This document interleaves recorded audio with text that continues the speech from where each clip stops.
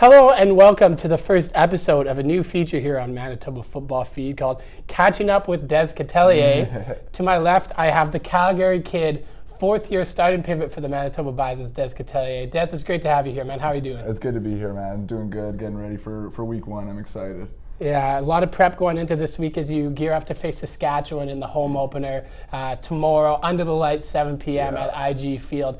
Do you get nerves before a game? Are you somebody that gets jitters, or at this point in your career, is it all kind of just been there, done that? No, I think they're still there. I mean, it's just that excitement. I think I call it less nervousness and more excitement for the game. I get those butterflies, but I like to call that excitement. And then once we get warming up, that's when I really feel it. I can feel the jitters for sure. And then kind of we get out there doing the coin toss and everything, and I kind of forget about everything. I'm ready to go, get in the zone, get ready for the game, and once we start playing, that's all behind me.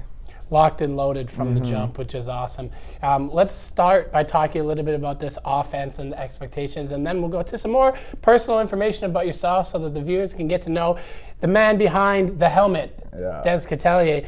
First to the field, we've got a really exciting offense this year with 6 backs that can all do damage and some playmaking receivers, obviously. But the biggest difference, I think, is at the offensive coordinator position, where Vaughn Mitchell, longtime coach for this program, returns to replace Blair Atkinson. And now he's more of a deep ball kind of guy mentality, whereas BA maybe was more middle field attack that way.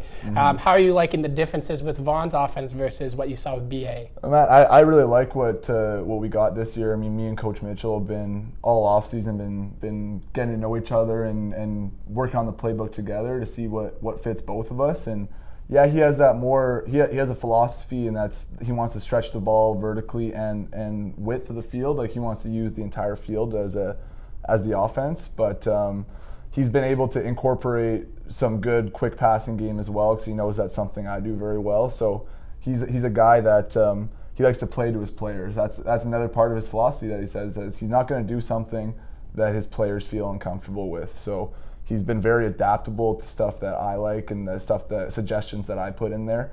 So I think we have a really good relationship, and all through this training camp, we've been working through different plays and different ways to attack a defense, and I think it's been going really well so far. We have a good relationship.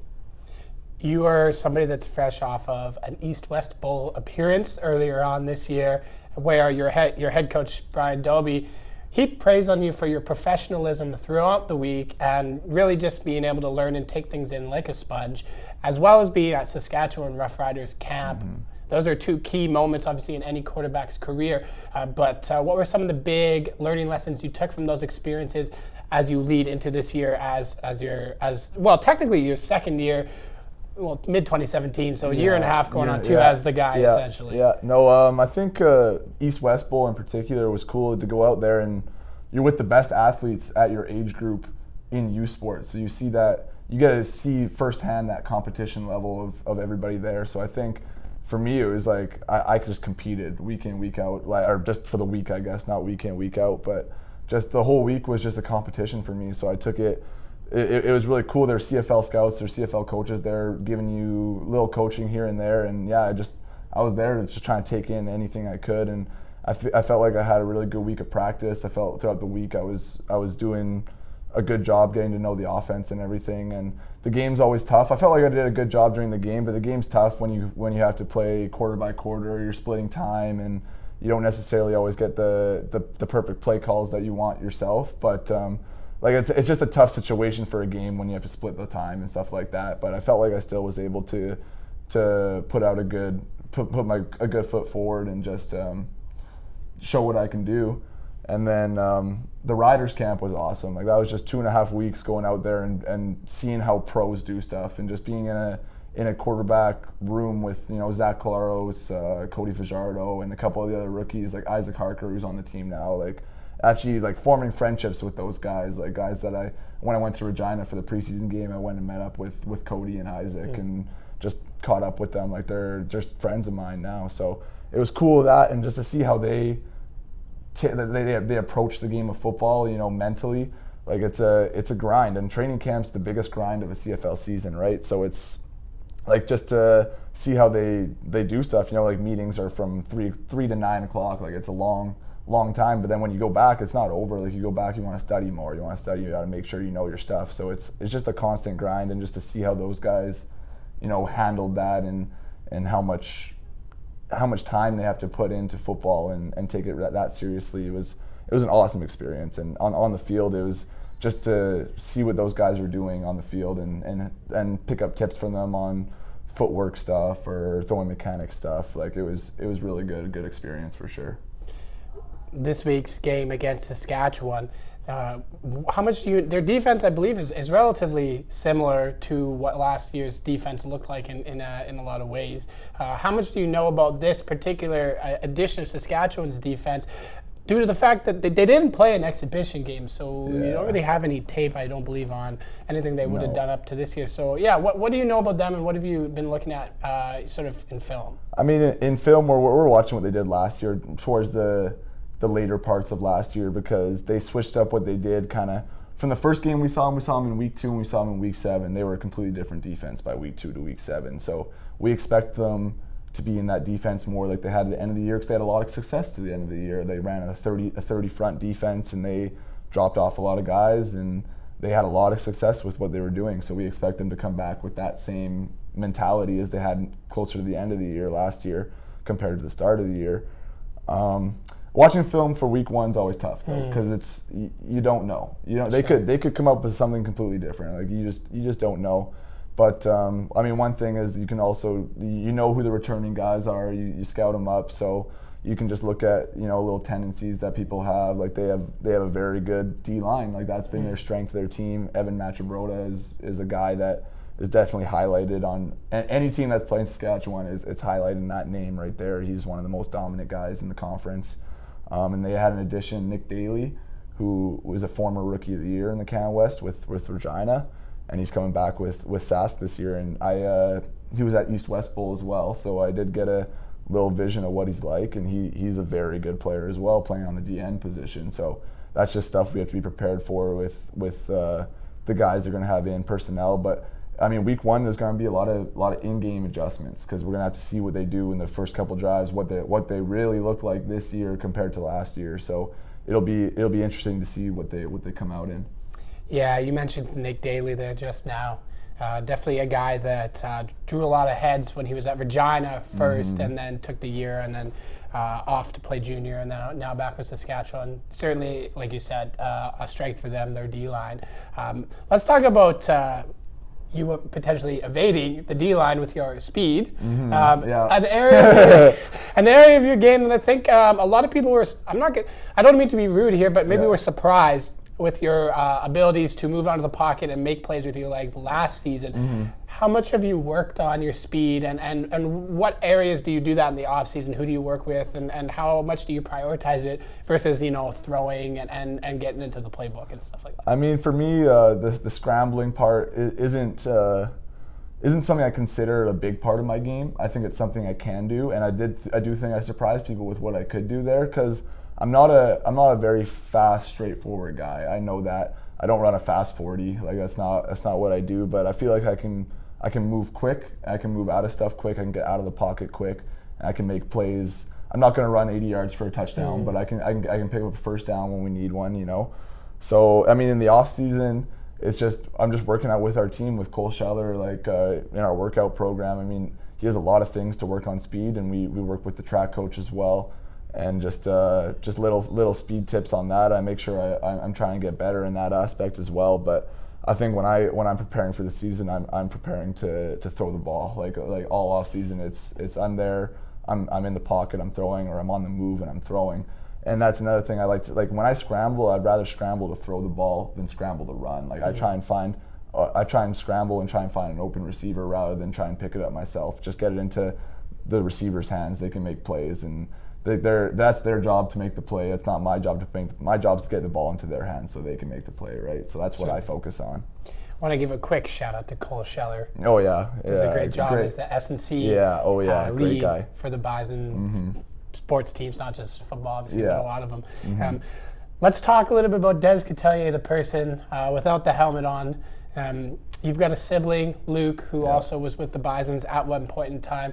Describe to me a relationship you have with your brother and what things are like off the field, because you're both heavy football guys. Yeah, for sure. No, me and Luke, we're best friends. Like he's my best friend off the field. I mean, he's always supportive. Like he's very, very supportive of my athletic career. He's always been there. He always comes watch the games, always gives me little pointers or something that he sees in what I'm doing. And he's always, and then off the field is just like, we're always trying, like if I'm in Calgary and he's in Calgary, it's like I'm over at his house all the time. Like that's who I want to hang out with. Like he's honestly my best friend. And I appreciate everything he does for me, because he looks out for me, and he definitely supports me in anything I do on and off the field.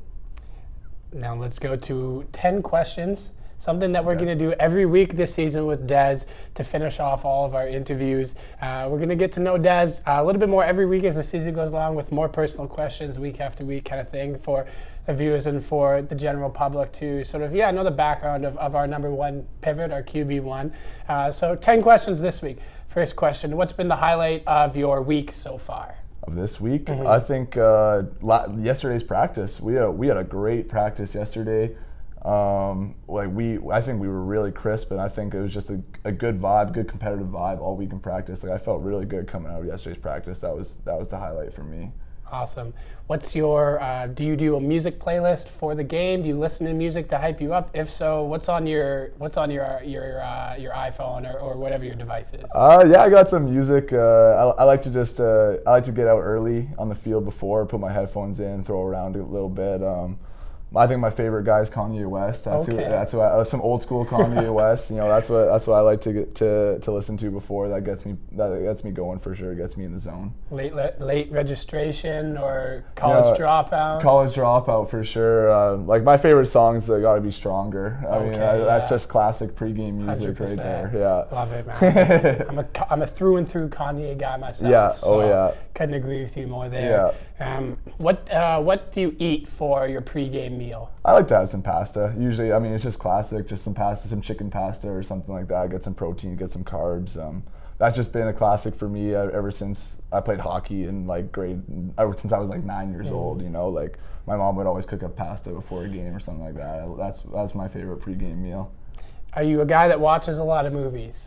Do you have time to watch movies? Not a lot of movies. I'm more of a TV show kind of guy when I try and watch something. Not a lot of movies, no. What kind of TV shows are you watching? I like some certain, like Westworld, HBO. I think that's my favorite show on right now. But like kind of growing up, my favorite show is The Office. That's what whenever I'm in doubt of what I want to watch, I'll put on some Office. I like that kind of stuff, like that, or like Brooklyn Nine-Nine or some of those comedy shows. I like those for sure. Good stuff. Yeah, I'm a comedy guy myself. Yeah. Definitely. Have you ever watched Parks and Recreation? Yes, I love Parks and Rec too. Yeah, that's a good one.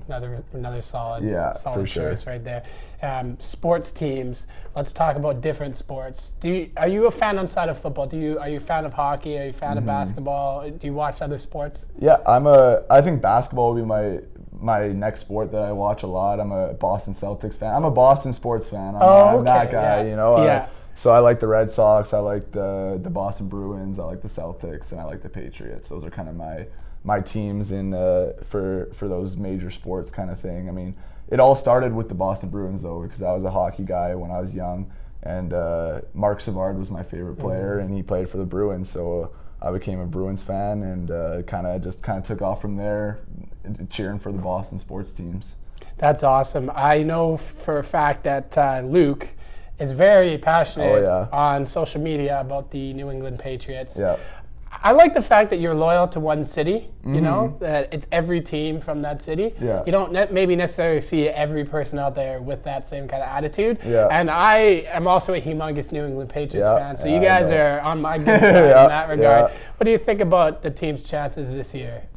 The Patriots, they're gonna make a run at it every year, I think. As long as they have Tom Brady and Bill Belichick, it's tough pickings for the other teams in the AFC, I think. I don't see the Patriots not making the AFC Championship like they do every year. That's something I expect from them, and I think they got a very good, talented young team around those guys this year. Even Bill Belichick said in an interview he thinks this team is better than last year, and they won the Super Bowl last year, right? So I got big expectations for this year, just like every year. Yeah, I do too. Yeah. I mean, without Gronk, it certainly Yeah. hurts. But they did draft. They got a big wideout now to give them some. N'Keal Harry Yeah. to give them a vertical threat, and Yeah. Josh Gordon Gordon's is back. Yeah, So no, that's exciting. Yeah, it's going to be interesting to see how our Patriots do this Yeah, year. yeah. Got high That'd be hopes. cool. Yeah, Yeah. as usual for sure. Next one for you. What in your off time? You don't have much of it. Yeah, no. But in your off time, what do you try to do when you're not on the football field or studying in the playbook? I like to play a little bit of 2K, 2K19, 2K18. That's what I invite a lot of the guys over. That's what we come over. Nice. Like anytime we have free time as a team, a lot of the guys are coming to my house and we're playing some 2K. So that's kind of something I like to do. I think it's a lot of fun. I'm a big basketball guy. Like I played basketball in high school. I kind of miss playing it. So that's kind of how I get my fix is playing through a little bit of video games for sure. It's a lot of fun. I see a lot of the guys on the football team on the court in the off season down there at the brown and gold gyms, getting in some of that work. Oh yeah. Figure you're probably one of those guys up in there. I'm down there, for sure. You guys should connect. Our videographer Neil is a great basketball. Is he? Yeah, he loves basketball too. He come out for down, sure. Play some pickup with the team and stuff like that. No, for sure. Where are you living at? What's your living situation here in the city? How long have you been in the place you're currently situated? This will be my second year in this place. I lived in this place for a year. It's on, so it's kind of right 5 minutes away from the university. I live with 4 other guys in the team. We got to put a nice place together. We're like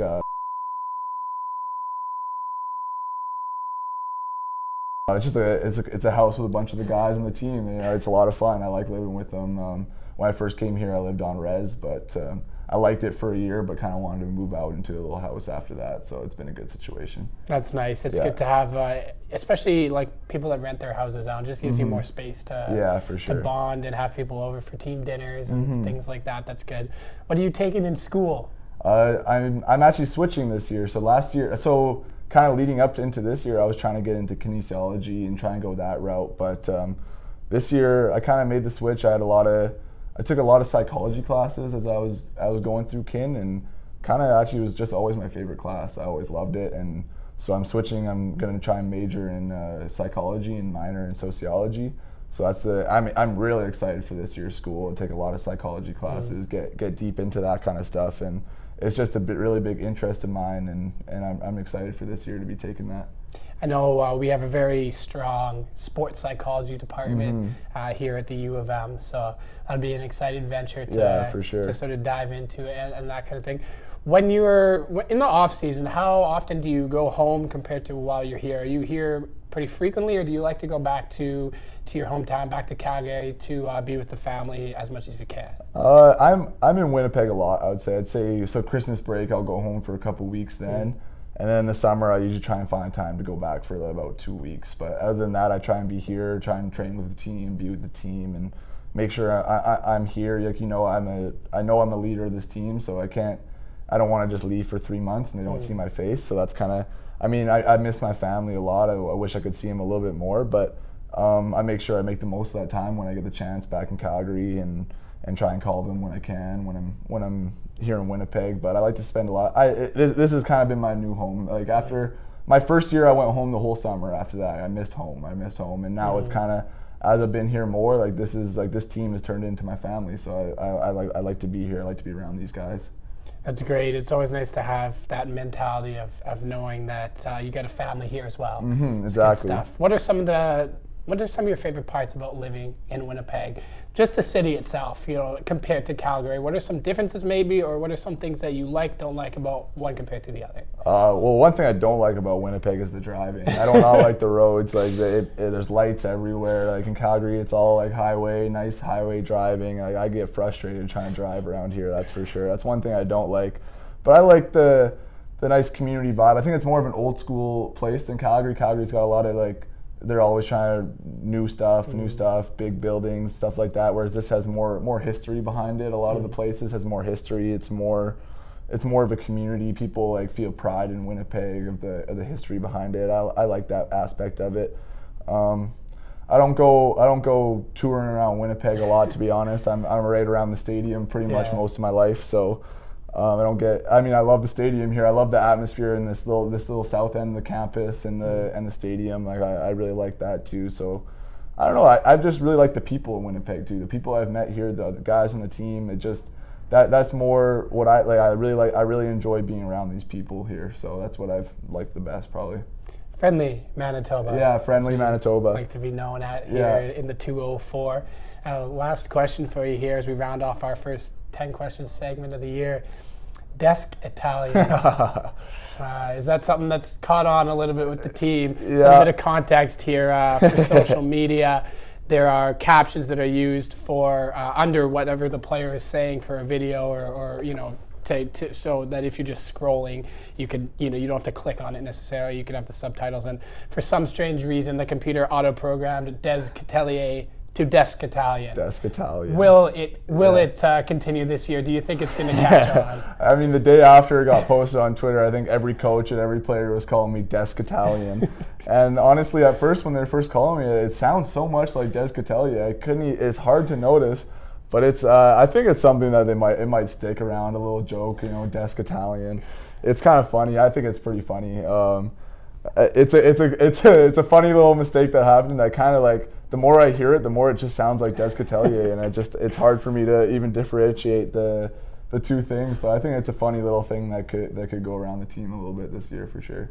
There we go. Des Catellier, also known as Des Catellier in some circles. Man, I appreciate your time, Des. It's been awesome. Looking forward to doing this all year with you, and all the best tomorrow as you prep for the home end season opener against Saskatchewan. Thank you very much. Hope everybody can come out today or tomorrow. Absolutely. Yeah. Hope to see you there.